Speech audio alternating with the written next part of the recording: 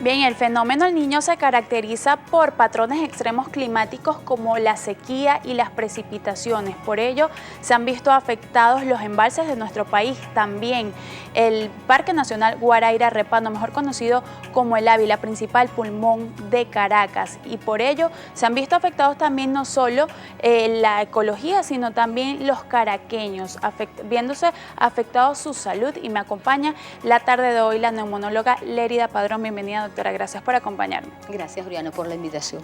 Bien, desde hace varias semanas hemos visto un humo conocido como fenómeno Calima, que se esparce por toda la capital del país y trae como consecuencias en la vista y sobre todo consecuencias respiratorias, alergias, asmas. Entonces quisiera saber principalmente cómo podría evitarse las consecuencias de este fenómeno. Bueno, esto es una cosa que está en el ambiente, sabemos todos que es producto de la quema que hay, y no solo en Caracas, sino también en el interior del país, esto está ocurriendo. Se ve el fenómeno probablemente porque somos un valle y se acumula el humo. ¿Cómo evitarlo? Es difícil, esto no es una cosa que podamos nosotros resolver porque es un problema medioambiental.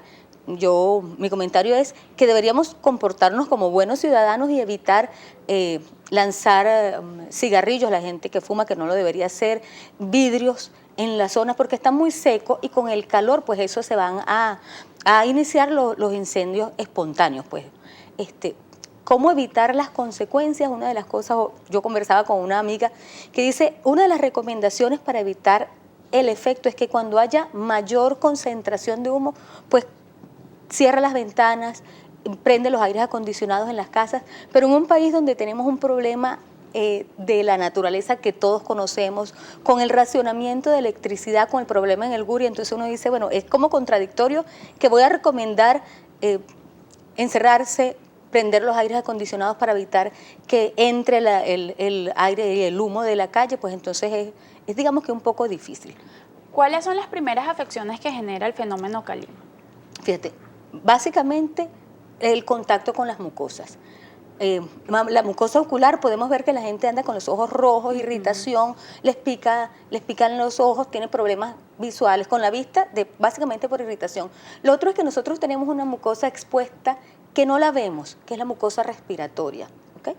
La inicial es la de la nariz y nosotros respiramos entre 14 y 18 veces en un minuto. Si multiplicamos esto por hora, por 60 y por 24 horas podemos ver las veces que está nuestra mucosa respiratoria en contacto con ese humo o con esa calima medioambiental.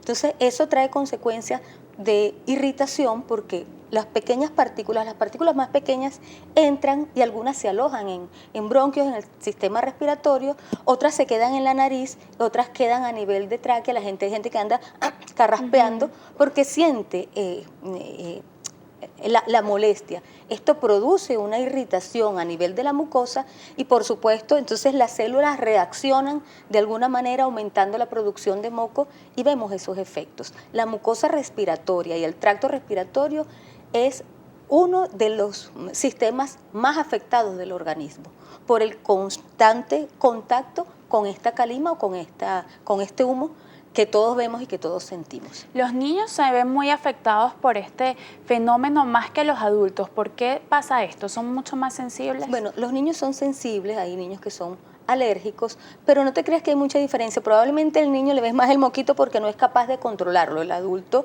tiene el goteo postnasal y de alguna manera pues lo traga, pero el niño lo expulsa. Los más afectados son los niños, pacientes con patologías respiratorias, pacientes alérgicos, pacientes asmáticos, pacientes con enfermedad pulmonar obstructiva crónica, porque esto es como el humo del cigarrillo, pero lo tenemos en el ambiente. Entonces en este momento vemos que hay aumento de asma, de crisis de asma y de hiperreactividad bronquial, aumento de bronquitis e infecciones respiratorias y aumento de síntomas catarrales y síntomas gripales que no son gripa, que no son ocasionados por la influencia, sino más bien por procesos alérgicos. Bien, doctora, a través de nuestra cuenta en la red social Twitter, @salud_gb, nos pregunta Andreina.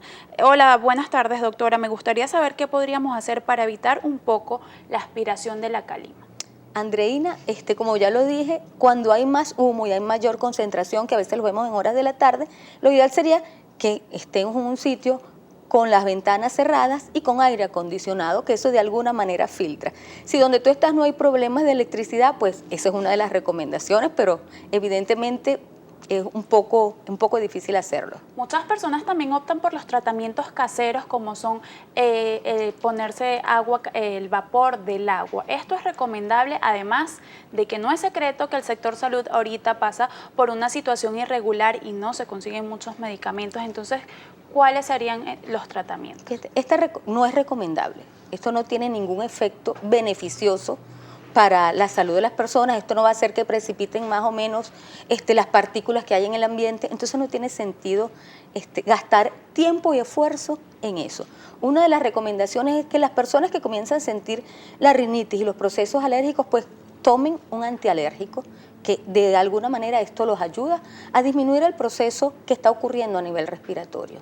En caso de los asmáticos, que ya es algo más complicado.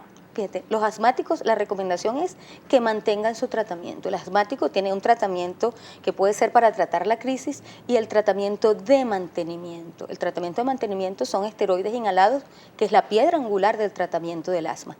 Mantengan el tratamiento sin suspenderlo, que no hagan lo que están haciendo muchos, que me salto una dosis para alargar el medicamento. Recordemos que los medicamentos tienen un tiempo de vida media y que por eso, de acuerdo a ese tiempo de vida media, es como se hace la indicación de cómo deben usarlos. No salten dosis, que eso no va a alargar, les alarga el medicamento, pero no... Para saber si existen acá en nuestro país antecedentes en cuanto a los repuntes de las infecciones respiratorias. Bueno, con respecto a la calima como tal, no, pero existe un fenómeno que lo vemos desde hace mucho tiempo, es con la quema del bagazo de la caña de azúcar. En las épocas de zafra, hay un estudio que se realizó aquí en el estado de Aragua, en el año 90, a finales de los 80 y 90, en donde se demostró con estadísticas que hubo un aumento en la incidencia de neumonía en niños menores de 5 años. Hubo una incidencia un aumento de las bronquitis en niños y adultos,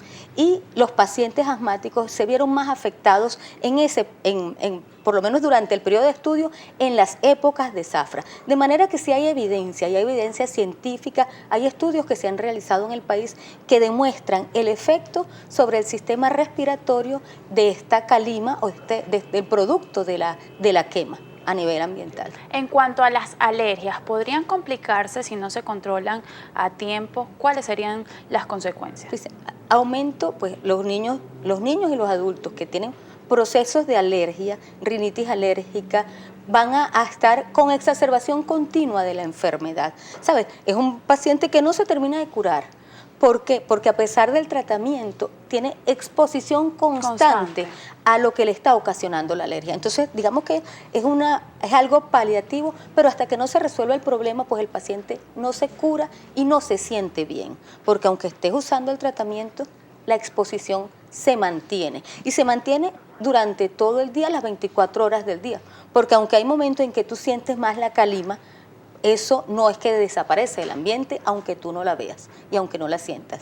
La gente que es alérgica y atópica tiene la característica de que es un poquito más sensible y dice, pero ahí huele y hay más molestia a pesar que el resto de la población. Sin embargo, esto afecta a todos, a unos más que a otros, pero no hay quien se salve porque no hay quien deje de respirar. En cuanto al tratamiento, ¿es el mismo tratamiento para los niños que para los adultos? Sí, los tratamientos son muy similares, básicamente iguales, solo que varía de acuerdo al peso de cada niño. El tratamiento, las dosis para los niños siempre las calculamos por el peso. En cambio, para los adultos mayor de 40 kilos es un tratamiento más o menos estándar. Doctora, quisiera antes de finalizar que me dijera qué están haciendo los neumonólogos de nuestro país para mejorar los tratamientos y la calidad de vida del paciente. Una de las cosas que nosotros hacemos y seguimos haciendo todos los días es que tenemos que estudiar y ver qué le ofrecemos a los pacientes.